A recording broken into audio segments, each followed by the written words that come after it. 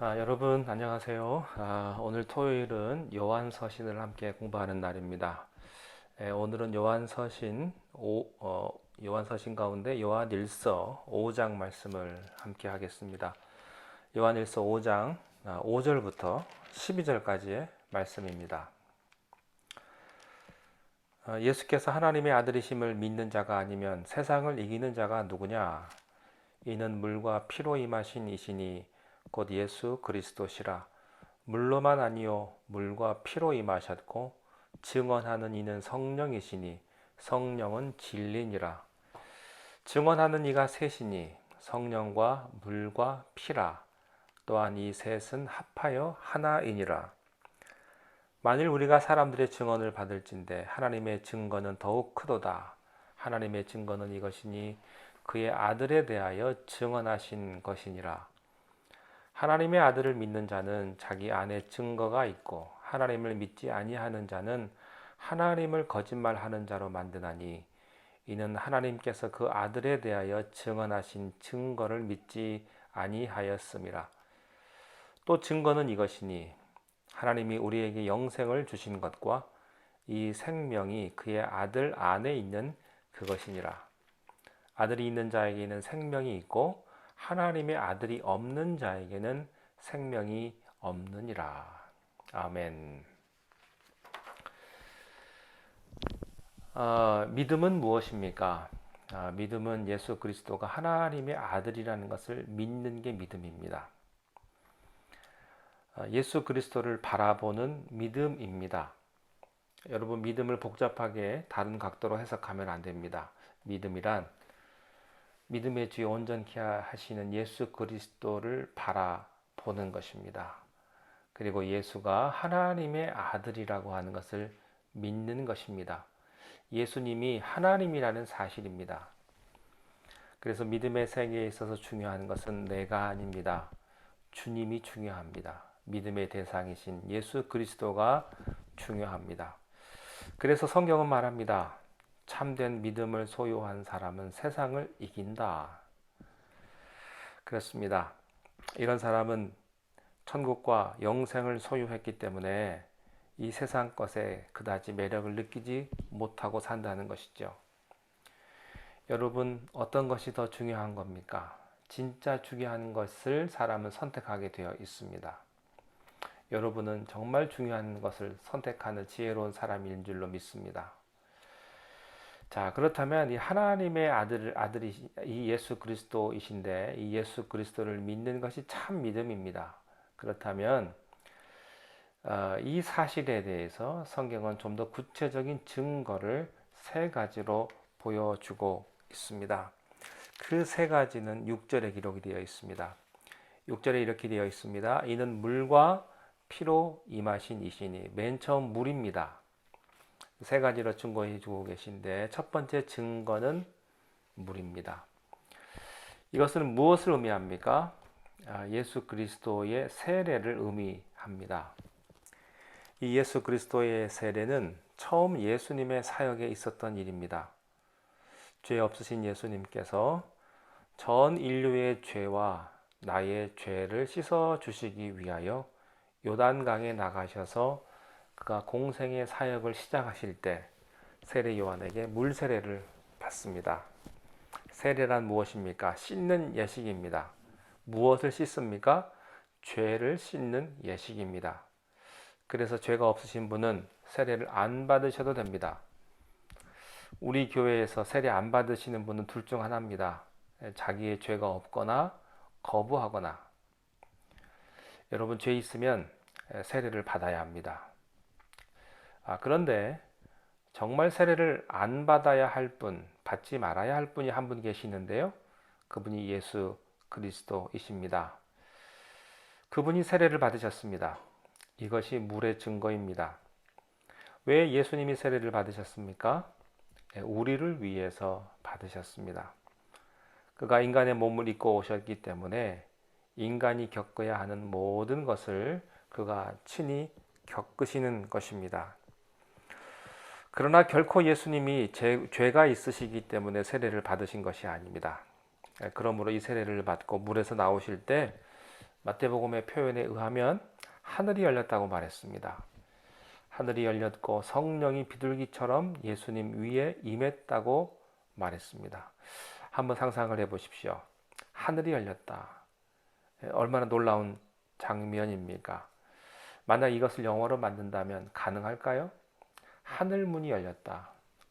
어떻게 느끼십니까? 한번 상상을 해 보십시오. 아마 비슷한 장면을 떠올리려고 한다면 비행기를 타고 구름 위로 올라갔을 때 비슷할까요? 그렇지만 이것과도 비교할 수 없을 것입니다. 하늘이 열렸습니다. 그리고 성령이 열린 하늘문 사이로 비둘기처럼 충만히 예수님에게 임해졌습니다. 이 비슷한 장면을 마태복음 17장에서 찾아볼 수가 있습니다. 예수님께서 베드로와 야고보와 요한과 함께 변화산에 올라가신 때였습니다. 성경에는 이렇게 표현을 했습니다. 예수님의 얼굴이 변형이 되어서 그 얼굴이 해같이 빛났다. 그리고 예수님이 입고 계신 옷이 빛같이 하얘졌다 그랬습니다. 상상을 해 보십시오. 예전에 한국에서 목사님들, 지금도 그런 분이 있겠습니다만, 목사님들은 하얀 양복을 입고 단 위에 올라가시는 분들이 있습니다. 아마 이런 예수님의 그런 입고 계신 옷이 빛같이 하얘진 것을 생각을 하면서 이제 하얀 양복을 입지 않으셨나 생각하는데, 지금 생각해 보면 그거랑 아무 상관없지요. 요즘 보니까 이단 목사들이 그런 옷들을 많이 입더라고요. 그게 무슨 소용이 있겠습니까? 자, 그런데 아마 흉내낸 것 같은데요. 그렇지만 분명한 것은 예수님이 입고 계신 옷이 빛같이 하얘졌다는 표현입니다. 예수님의 얼굴이 해같이 빛났고 그 옷이 빛같이 하얘지고 하늘의 문이 열리고 그리고 거기서 성령의 놀라운 역사가 예수님에게 충만히 임해졌습니다. 그리고 도중에 안 사실은 그 다음에 나오는 말씀인데요. 이런 역사 후에 하늘에서 음성이 들렸습니다. 이는 내 사랑하는 아들이요 내 기뻐하는 자라. 예수님이 누굽니까? 사랑하는 아들입니다. 그리고 기뻐하는 자입니다. 여러분, 이것을 믿는 것이 믿음입니다. 다른 것이 믿음이 아닙니다. 내가 믿습니다. 세게 한다고 그래서 그게 믿음이 있는 것도 아니고요. 또 하면 된다, 할 수 있다. 그것도 믿음이 아니에요. 자기 의지일 뿐이죠. 진짜 믿음은 예수가 하나님의 아들이요. 하나님이 가장 기뻐하는 아들이요. 예수가 바로 하나님의 아들이라는 것을 믿는 사실입니다. 이 증거를 누가 해줬습니까? 물세례했을 때 하늘에서 이 음성이 들렸다고 하는 것입니다. 자, 두 번째 증거가 있습니다. 두 번째는 피입니다. 피. 6절에 보면 물과 피라고 했습니다. 왜 피가 예수님이 하나님의 아들이시며 예수가 하나님이라는 사실을 증명하는가를 한번 보겠습니다. 자, 예수님께서는 십자가에 피 흘려 돌아가셨습니다. 그러니까 물은 예수님의 생의 시작의 증거고요. 피는 예수님 생의 마지막의 증거가 되는 것입니다. 히브리서 9장 22절에 보면 피 흘림 없이는 죄 사함이 없다 이런 말씀이 있죠. 예수님의 피 흘림으로 단번에 우리의 죄를 속죄하셨다고 말씀합니다. 그러므로 예수 그리스도의 십자가와 그 십자가에서 흘린 피는 구원의 절정이요 구원의 완성인 것입니다. 이단은요 뭐라고 말을 합니까? 어떻게 하나님의 아들이 피를 흘릴 수 있냐 이렇게 말을 하죠. 어떻게 하나님의 아들이 고난받을 수 있냐, 어떻게 하나님의 아들이 저주스럽게 십자가에서 참패를 하느냐 이렇게 말을 합니다. 여러분, 예수님은 능력 있는 분입니다. 그분은 십자가에서 스스로 내려올 수도 있는데 여러분, 그거 어떻게 기도하셨습니까? 아버지, 할만하거든 이 잔을 내게서 멀리 하옵소서. 십자가를 피하고 싶은 것도 예수님의 뜻이었습니다. 그러나 뭐라고 기도합니까? 내 뜻대로 마옵시고 아버지의 뜻대로 하옵소서. 예, 진짜 능력은 능력 있는 사람이요. 능력을 사용하지 안 하는 것, 능력을 사용 안 하는 것이 그게 능력입니다. 그 사람이 능력이 있어요. 십자가를 박차고 나올 능력이 있습니다. 그러나 능력을 사용하지 않고 죽는 겁니다. 이게 사랑입니다. 여러분, 우리가 예수를 믿고 교회를 다니는데 참 우리가 인내를 많이 합니다. 그런데요, 다 세상에서 한 가닥씩 하시던 분입니다. 성질로 한다면. 예. 여러분, 사람이 성질 없는 사람이 어디 있습니까? 화가 나고 성질 나면 다 뒤집어 버리는데 우리가 하나님을 믿기 때문에 참고 안 하는 것 뿐이지요. 예. 그게 능력이에요. 진짜 능력은 내가 그것을 나타내는 것이 아니고 그것을 인내하고 참고 감추는 게 진짜 능력입니다. 여러분, 진짜 돈 많은 사람은요, 돈 자랑 안 합니다. 예, 돈 조금 있는 사람들이 돈 자랑하지요. 진짜 배움이 있는 사람은요, 그 배움을 자랑하지 않아요. 어설프게 배운 사람이 그 배움을 자랑하는 것 아니겠습니까? 하나님의 사랑도 그런 것입니다. 부모의 사랑이 왜 그렇습니까? 부모는 자식을 이길 수 있습니다. 그러나 자식한테 지는 게 부모입니다. 사랑이기 때문에 그렇습니다. 모든 걸 가지고 있으면서도 항복하는 게 부모입니다. 능력이 있으면서 그 능력을 사용할 수 없습니다. 이것이 하나님의 사랑이었던 것입니다. 그럼에도 불구하고 많은 사람들은 예수가 십자가에서 죽는 것을 보니까 그는 하나님의 아들이 아니다. 하나님도 아니다.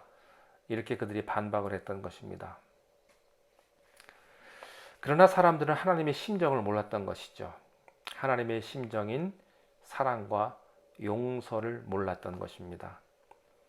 예수님은 무참하게 또 저주스럽게 십자가에서 피 흘려 죽었습니다. 그렇기 때문에 이 피는 구원입니다. 이 피는 능력인 것입니다.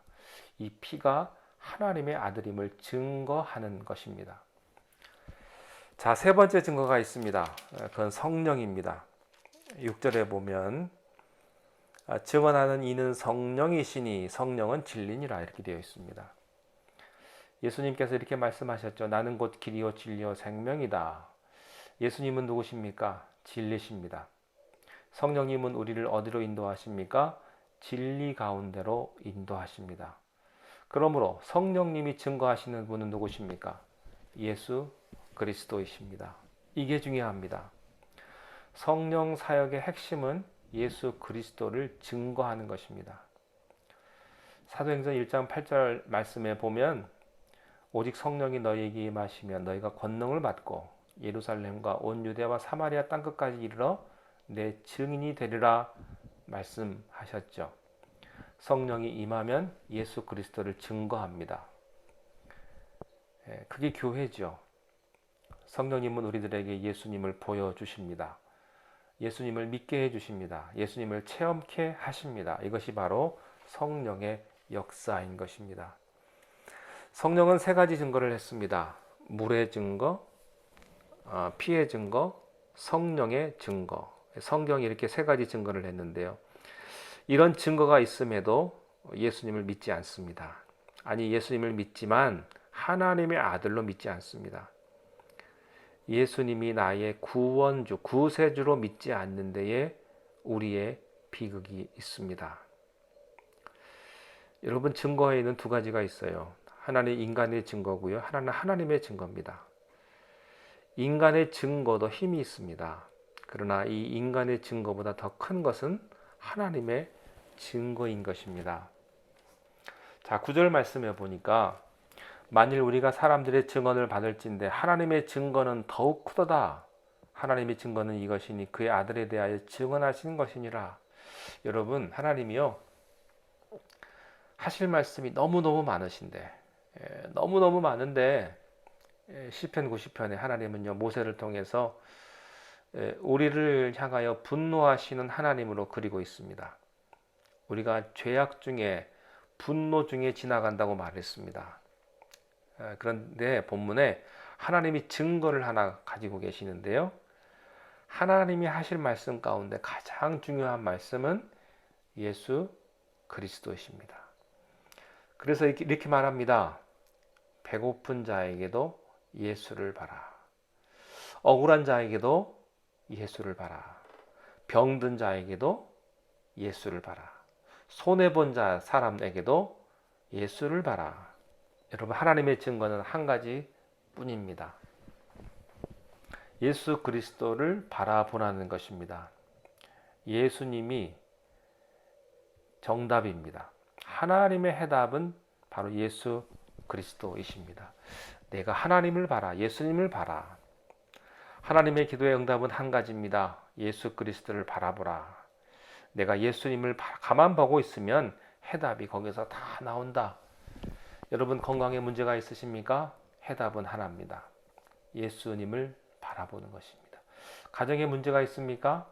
직장에 문제가 있습니까? 여러분, 우리의 삶 가운데 여러 가지 수천 가지의 문제가 있지만 답은 오직 하나입니다. 예수 그리스도이십니다.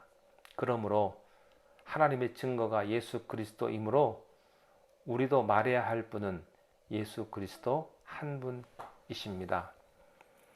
10절 말씀에 하나님의 아들을 믿는 자는 자기 안에 증거가 있고 하나님을 믿지 아니하는 자는 하나님을 거짓말하는 자로 만드나니 이는 하나님께서 그 아들에 대하여 증언하신 증거를 믿지 아니하였습니다. 자, 이런 결론이 가능합니다. 예수님을 거부하면 하나님은 거짓말장이가 됩니다. 하나님은 더 이상 하나님이 되시지 않는 것이죠. 그러면 예수님의 증거란 무엇입니까? 11절에 또 증거는 이것이니 하나님이 우리에게 영생을 주신 것과 이 생명이 그의 아들 안에 있는 그것이다. 이게 결론입니다.